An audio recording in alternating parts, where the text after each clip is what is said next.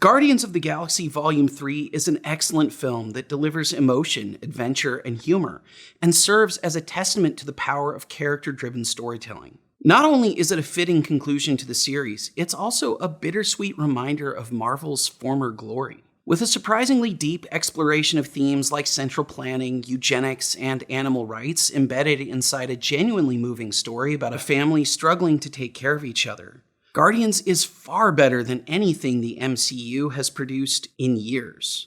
Hi, I'm Sean, I'm a filmmaker and producer, and you're watching Create and Destroy, my new review show where I break down what's great and not so great about the movies and TV series you care about. In preparation for screening Guardians of the Galaxy Volume 3, I did a marathon of the first two installments, and having done that, I can confidently say that the humor and tone of the third film is pretty much perfectly aligned with Volumes 1 and 2.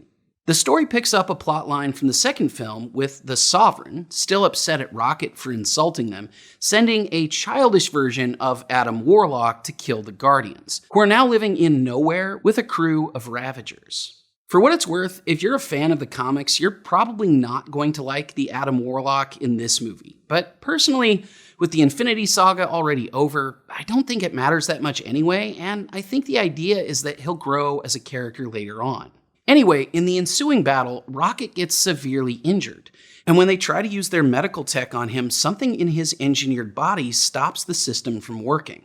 The team needs to find out who made him to bypass the block and save Rocket's life. Unfortunately, Rocket was created by the High Evolutionary, a superhuman geneticist relentlessly pursuing a twisted vision of utopia, built around a perfect population of his own design.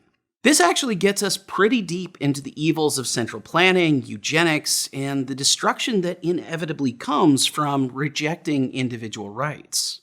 James Gunn's script exposes the impossibility of utopianism and the inherent harm in trying to control society from the top down. The film also explores the abuse and mistreatment of animals through the lens of animal testing. Some scenes are deeply emotionally resonant and certainly powerful enough to shape people's opinions on the way humans treat animals in general. And yet, there are no speeches, no preaching. It's not trying to push any particularly political agenda. It's just a good and sometimes heart-wrenching story that has a lot more depth than most people would expect for a film like this. What sets Guardians of the Galaxy Volume 3 apart from many recent Marvel releases is its focus on the relationship between these characters we've all gotten to know over the last decade. It never feels sanctimonious and doesn't get bogged down in political debates.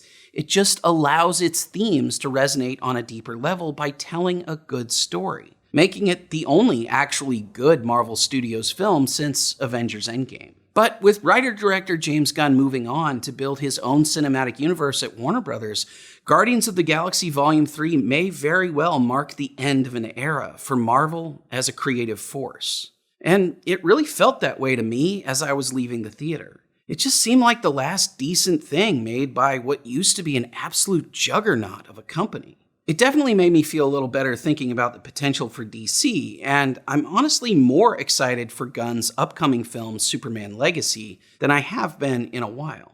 But I'm also just kind of sad.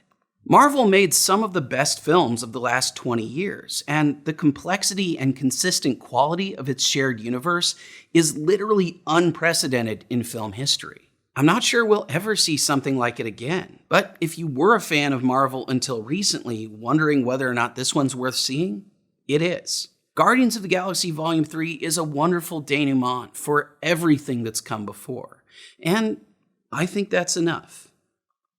Thanks for watching this episode of Create and Destroy. If you enjoyed this video, smash that like button and let me know what movies you'd like me to talk about in future episodes.